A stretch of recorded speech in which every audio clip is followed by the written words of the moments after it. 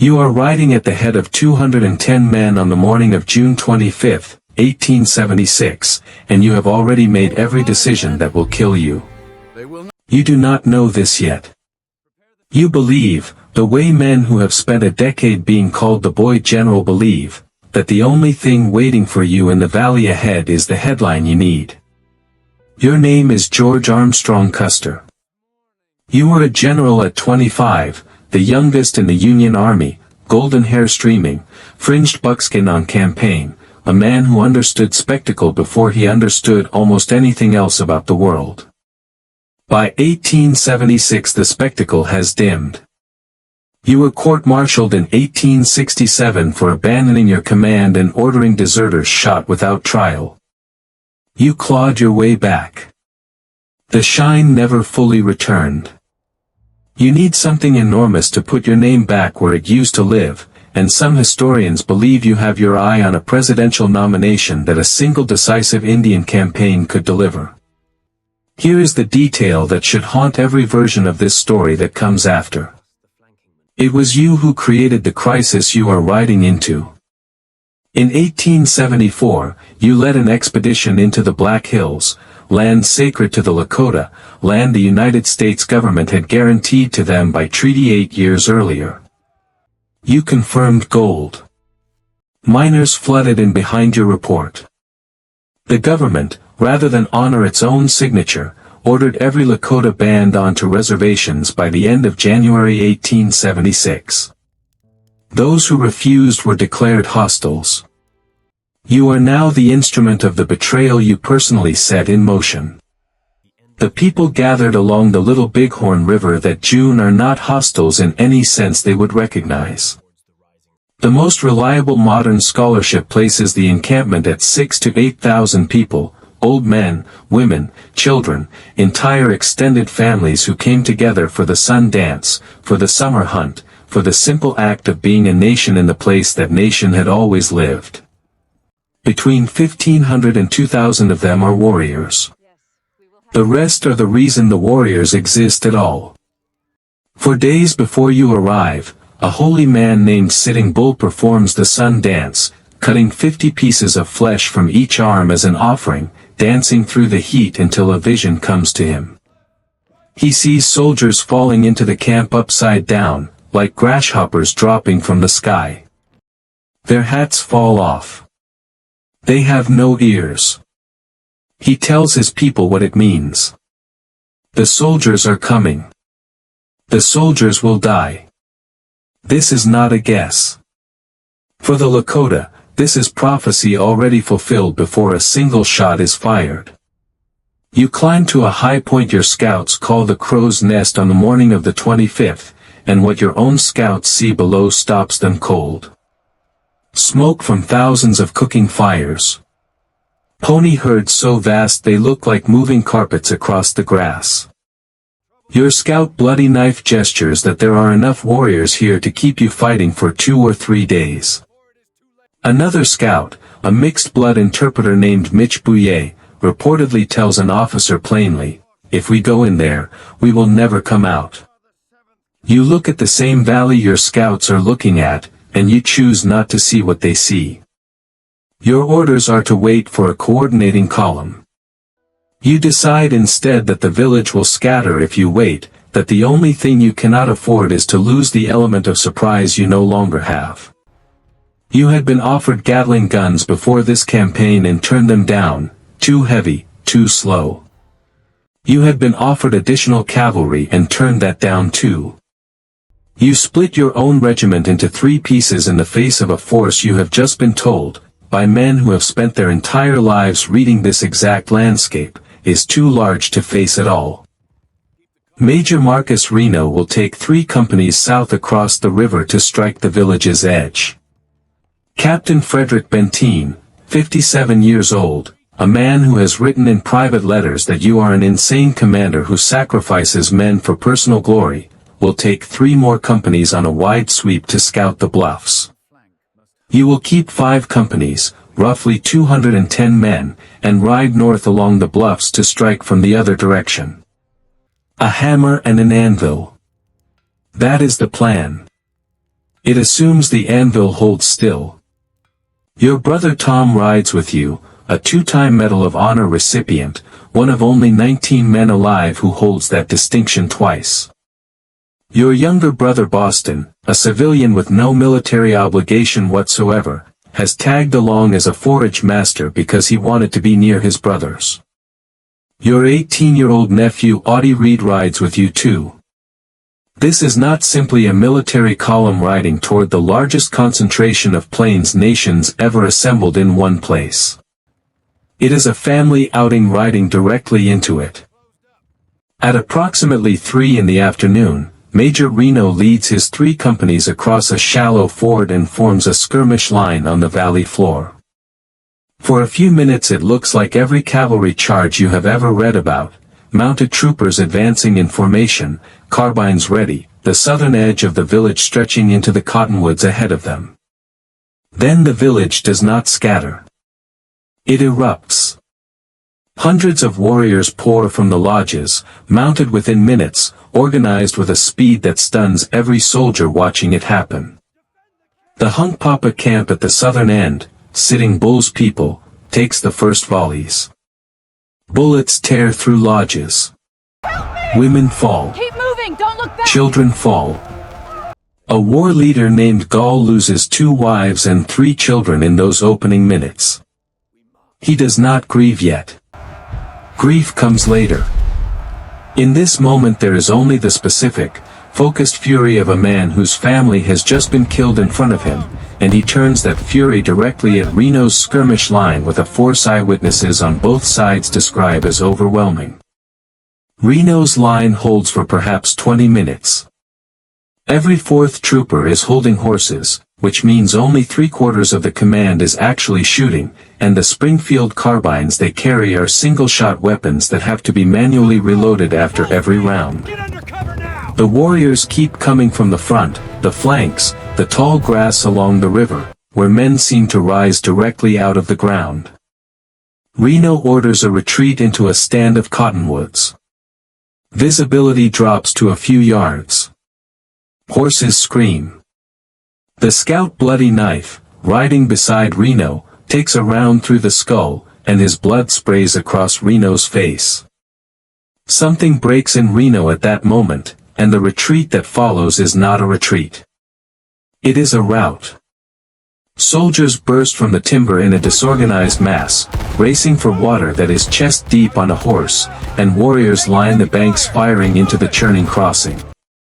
Men go under. Horses go down. The ones who die in this river do not know it yet, but they are the lucky ones. They are the ones whose deaths are witnessed, whose stories survive.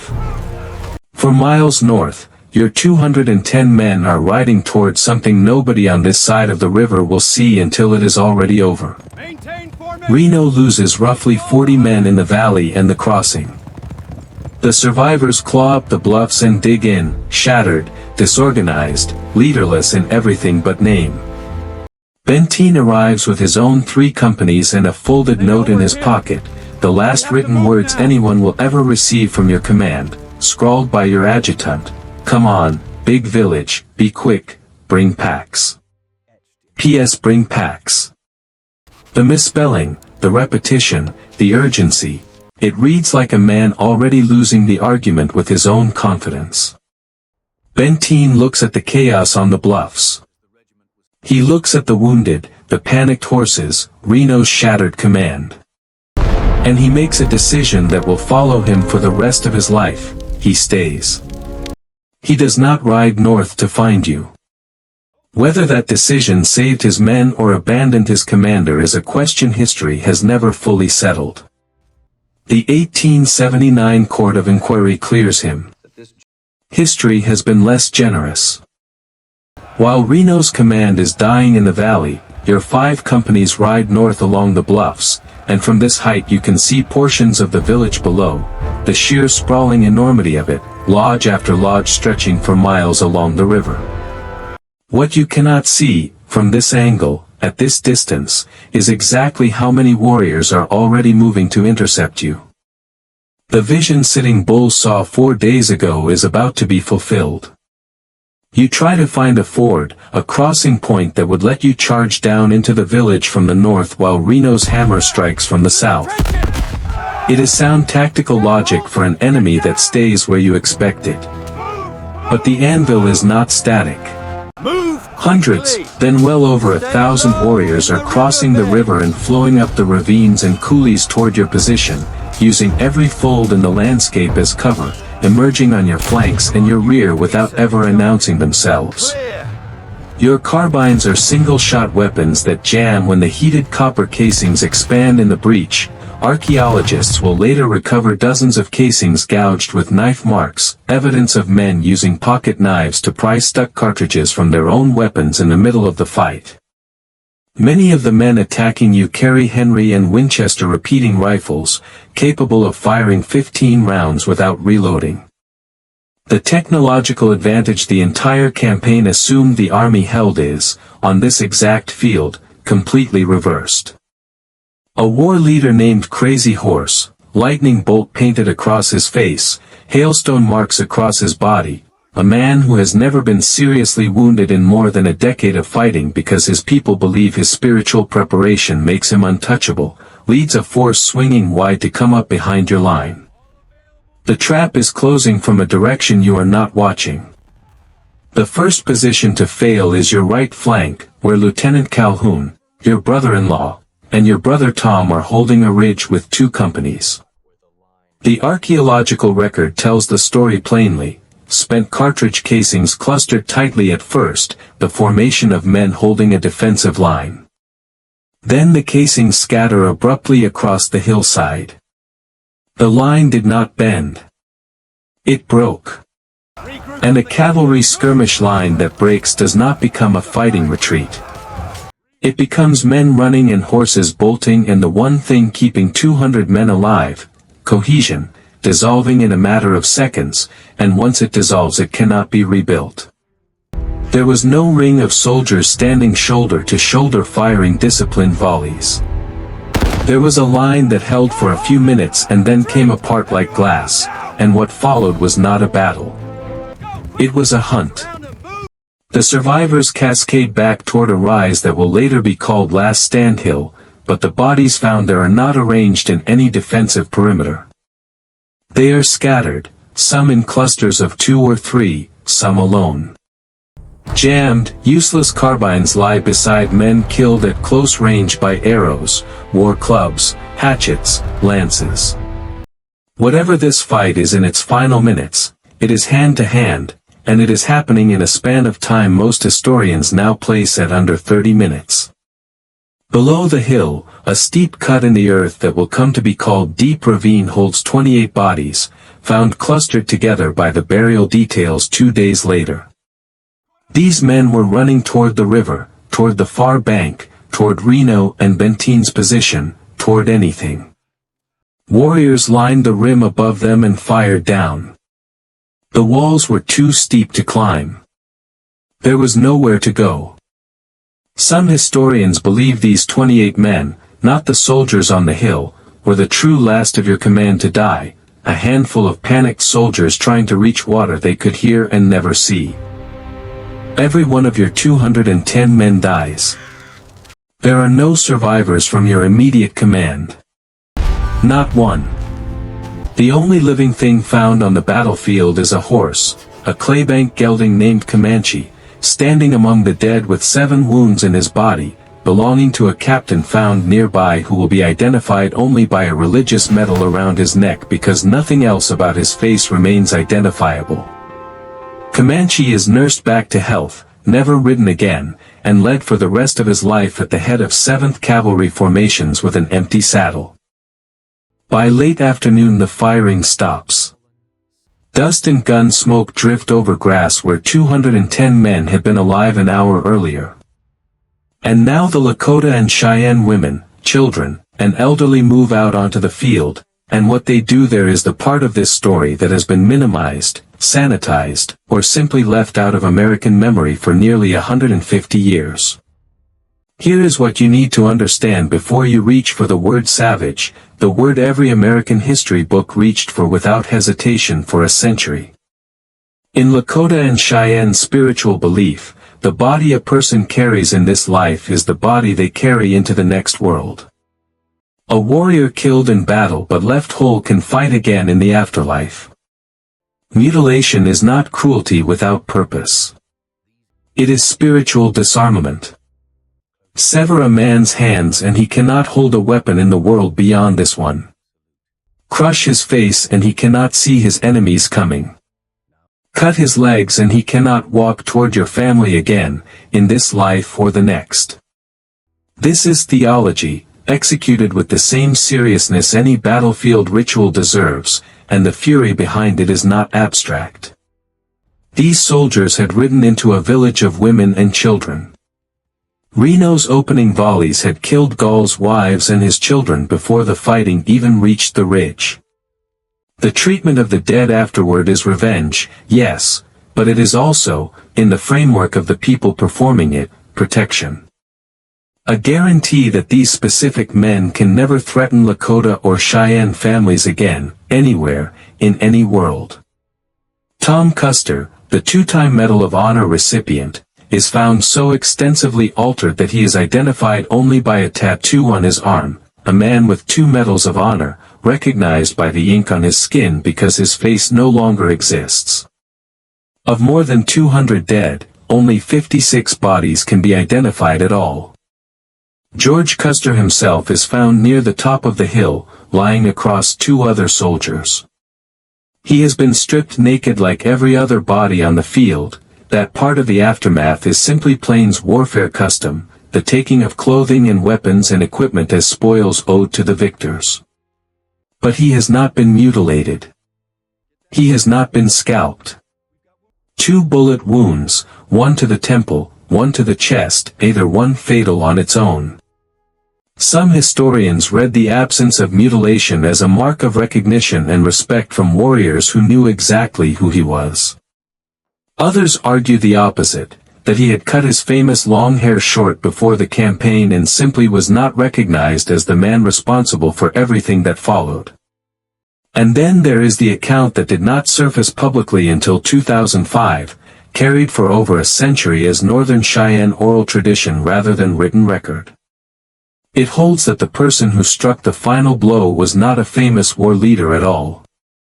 It was a woman named Buffalo Calf Road Woman, who 8 days earlier had ridden directly into gunfire at the Battle of the Rosebud to rescue her unhorsed brother, an act of such open courage that the Cheyenne named that earlier battle after her specifically.